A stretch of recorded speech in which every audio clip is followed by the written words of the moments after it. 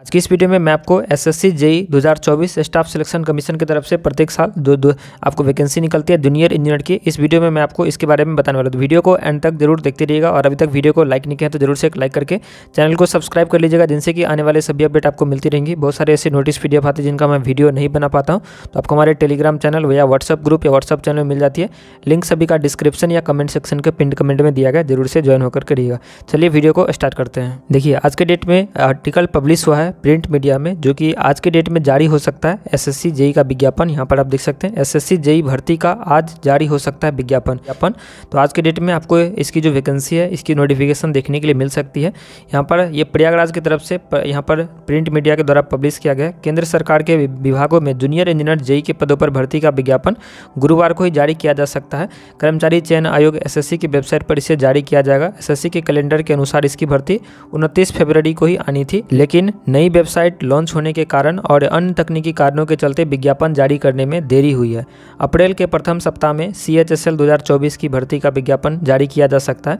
पिछले वर्ष आई junior engineer के 1374 पद थे। पिछले बार की जो वैकेंसी आई थी एसएससी 2023 की, तो उसमें 1374 टोटल पोस्ट था। उसकी जो भर्ती प्रक्रिया है 5 जनवरी 2024 को पूरी हो गई थी। चयनित अभ्यर्थियों को यहाँ पर border road organisation BRO, central public works department, उसके बाद central water commission, Brahmaputra board, Farakka barrage project, military engineering service, उसके बाद ministry of port shipping and waterways में नियुक्ति देने की प्रक्रिया चल रही है। जेईई के पदों पर भर्ती के लिए ऑनलाइन और फिर लिखित परीक्षा हुई थी। इस वर्ष की भर्ती का विज्ञापन जारी करने के लिए एसएससी ने फरवरी के कैलेंडर में इसे शामिल किया था। उसी दौरान एसएससी की नई वेबसाइट लॉन्च हुई। उसके बाद 26 फरवरी को सिलेक्शन पोस्ट 12 और 4 मार्च को दिल्ली पुलिस और सेंट्रल आर्म पुलिस फोर्स बल सब इंस्पेक्टर की भर्ती का विज्ञापन जारी किया गया। अब 28 मार्च को जेईई की भर्ती का विज्ञापन जारी करने की तैयारी है। तो आज 28 मार्च है, आप देखिए शाम तक क्या होता है। शाम तक अगर इसकी नोटिफिकेशन आ जाती है तो आज के डेट में इसकी जो ऑनलाइन एप्लीकेशन है कल से या आज से भी स्टार्ट हो सकती है। जो भी नोटिफिकेशन आती है उसी डेट से इसकी ऑनलाइन एप्लीकेशन स्टार्ट हो जाती है। तो जब भी इसकी नोटिफिकेशन आएंगी तो मैं आपको फिर से एक सेपरेट वीडियो के माध्यम से अपडेट कर दूंगा। तब तक चैनल को सब्सक्राइब करके रखिए और टेलीग्राम चैनल, व्हाट्सअप ग्रुप और व्हाट्सअप चैनल से ज्वाइन होना मत भूलिएगा। लिंक सभी का डिस्क्रिप्शन में दिया गया है। बात करें इसमें कौन कौन एलिजिबल होते हैं अप्लाई करने के लिए, तो इसमें जो है डिप्लोमा और BTech दोनों वाले एलिजिबल होते हैं अप्लाई करने के लिए। यहाँ पर अगर आप देखोगे तो ये आपको देखने के लिए मिलेगा diploma in civil engineering, diploma in electrical engineering, diploma in mechanical engineering वाले इसमें अप्लाई कर सकते हैं।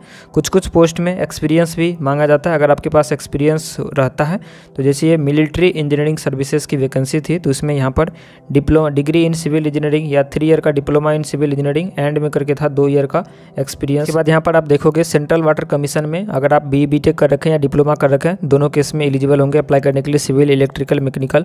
लेकिन यहाँ पर ये जो है department of water resource river development, ये आपको इसमें 3 ईयर का डिप्लोमा इन सिविल इंजीनियरिंग। तो कुछ जो डिपार्टमेंट होती है ओनली डिप्लोमा वाले ही एलिजिबल होते हैं। कुछ जो आपको पोस्ट होते हैं उसमें डिप्लोमा और BTech दोनों वाले एलिजिबल होते हैं। तो ये बात की बात है। सबसे पहले आपको इसमें फॉर्म वगैरह फिलअप होता है, उसके बाद नंबर ऑफ वैकेंसीज आ सकती है। तो आपको अगर प्रीवियस डेटा को देखोगे तो एसएससी जेईई 2023 की जो है यहाँ पर 1374 पोस्ट के लिए नोटिफिकेशन आई थी। और इसमें कौन कौन से आपको डिपार्टमेंट होते हैं, तो यही सभी जो पेपर में पब्लिश किया गया वही सब कुछ है। बॉर्डर रोड ऑर्गेनाइजेशन BRO में ओनली मेल कैंडिडेट के लिए होता है, जिसमें कि सिविल, इलेक्ट्रिकल, मैकेनिकल तीनों वालों के लिए वैकेंसी आती है। उसके बाद central public works department, central water commission, उसके बाद मिनिस्ट्री ऑफ जल शक्ति, ब्रह्मपुत्रा बोर्ड, उसके बाद Farakka barrage project, military engineering services MES और ministry of port shippings and waterways, Andaman and Nicobar Lakshadweep hardware. उसके बाद यहाँ पर ministry of port shipping and waterways. तो ये सभी डिपार्टमेंट होती है जिनमें सभी वैकेंसी को कंबाइंड करके आपको यहाँ पर टोटल वैकेंसी दी जाती है। तो पिछले बार जो वैकेंसीज निकली थी तो नोटिफिकेशन में ही ये वैकेंसी मेंशन थी 1374।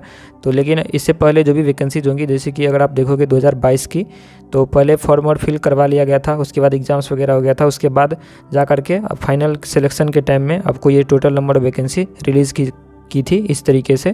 और ये भी उससे पहले भी सभी साल इसी तरीके के वैकेंसी आप देखोगे। तो इसमें 2020 में 1845 वैकेंसी थी। उसके बाद यहाँ पर 2019 में 887 वैकेंसी थी। उसके बाद यहाँ पर 2020 की बात करोगे तो ओनली 800 वैकेंसी थी। उसके बाद इसके बाद सीधे 22 में एग्जाम्स हुई थी, 21 में एग्जाम्स नहीं हुआ था ड्यू टू कोविड-19। तो यहाँ पर 22 में आपको वैकेंसी देखने के लिए 21 और 22 दोनों को मिला करके 2798 वैकेंसी आपको 22 में रिलीज़ किया गया था। उसके बाद यहाँ पर 23 में 1374।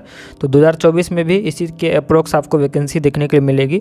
ऐसे ही 1000 से लेकर के 1500 के बीच में आपको वैकेंसी देखने के लिए मिलेगी। तो हो सकता है नोटिफिकेशन में भी मेंशन रहेगी, या तो आपको नोटिफिकेशन में नहीं भी अगर मेंशन रहेगी तो बाद में इसी तरीके का नोटिफिकेशन बाद में जारी कर दिया जाता है। सभी डिपार्टमेंट का जो भी अधियाचना आती है तो उनको कंबाइन करके। देखिए आप लोग जो भी अपना सर्टिफिकेट्स वगैरह है ज़रूर से बना करके रख लीजिए पहले से। ये ओबीसी का फॉर्मेट है, इसी फॉर्मेट में आपको इसमें देने होंगे। तो ये देख सकते हैं, form of certificate to be produced by other backward class applying appointment to the under government of India. तो आप किसी भी स्टेट में रहते हैं, आपके स्टेट में ही आपका बन जाता है ये ओबीसी सेंट्रल गवर्नमेंट वाला। आप बना लीजिएगा इसी फॉर्मेट में, इंग्लिश फॉर्मेट में बनाओगे तो इसी तरीके का आपका वहाँ पर बना करके देगा।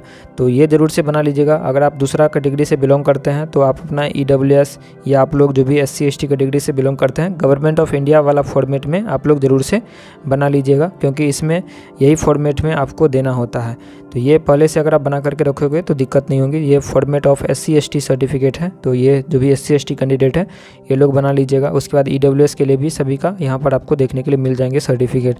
तो ये PDF मैं आपको टेलीग्राम पर प्रोवाइड कर दूंगा, तो वहाँ से ज़रूर से डाउनलोड करके देख लीजिएगा। हालांकि नोटिफिकेशन आएंगी तो उसमें भी ये सभी सर्टिफिकेट मेंशन होते हैं। इसकी जो नोटिफिकेशन आएगी तो ये आपको न्यू वेबसाइट पे ही देखने के लिए मिलेगी, और अब जो भी नोटिफिकेशन आएंगी सभी न्यू वेबसाइट पर ही। तो आप लोग पहले से रजिस्ट्रेशन करके रख सकते हो। आप लोग जैसे ही नोटिफिकेशन आएगा तो आप लोग फॉर्म फिल कर लीजिएगा। नोटिफिकेशन यहाँ पर रजिस्ट्रेशन करने के लिए आपको कैंडिडेट लॉगिन में आकर के यहाँ पर आपको रजिस्टर नो वाले ऑप्शन पर क्लिक करके रजिस्ट्रेशन कर लेना। ये आप कभी भी कर सकते हो, कोई दिक्कत नहीं है। और उसके बाद ये फर्स्ट टाइम 1 टाइम रजिस्ट्रेशन आपको हो जाएगा, तब आप कोई भी वैकेंसी आएगी यहाँ पर तो आपको बार बार रजिस्ट्रेशन करने की ज़रूरत नहीं पड़ेगी। तो आपको यहाँ पर सबसे पहले रजिस्ट्रेशन यहाँ पर करके रख लेना है। यहाँ पर बेसिक से डिटेल्स आपसे पूछे जाएंगे। आपका पास अगर आधार कार्ड होगा तो यहाँ पर यस कीजिएगा, नहीं होगा तो नो कीजिएगा, और आधार कार्ड नंबर अगर डाल दीजिएगा। उसके बाद अगर आधार कार्ड नंबर नहीं डालोगे तो दूसरा कोई आइडेंटिटी कार्ड आपको यहाँ पर सिलेक्ट करने होंगे, जो कि है ड्राइविंग लाइसेंस। इसके बाद employer ID, PAN card, passport. उसके बाद यहाँ पर स्कूल या कॉलेज ID कार्ड या वोटर ID कार्ड के माध्यम से भी आप रजिस्ट्रेशन कर सकते हैं। आइडेंटिफिकेशन कार्ड नंबर आपको डालना होगा। उसके बाद यहाँ पर candidate name as per matriculation certificate के अनुसार जो भी नेम होगा ये आपको यहाँ पर डालना है। उसके बाद यहाँ पर वेरीफाई कर लेना है। उसके बाद क्या आप नाम कभी चेंज किए हो, अगर किए होंगे तो यस करना है, नहीं किए होंगे तो यहाँ पर नो पर ही रहने देना है। जेंडर में अपना जेंडर सेलेक्ट कीजिए, उसका डेट ऑफ बर्थ, उसके बाद फादर्स नेम, उसके बाद मदर्स नेम। उसके बाद यहाँ पर मेट्रिकुलेशन एग्जामिनेशन किस बोर्ड से आप पास किए हैं, रोल नंबर क्या था, किस ईयर में पास किए थे।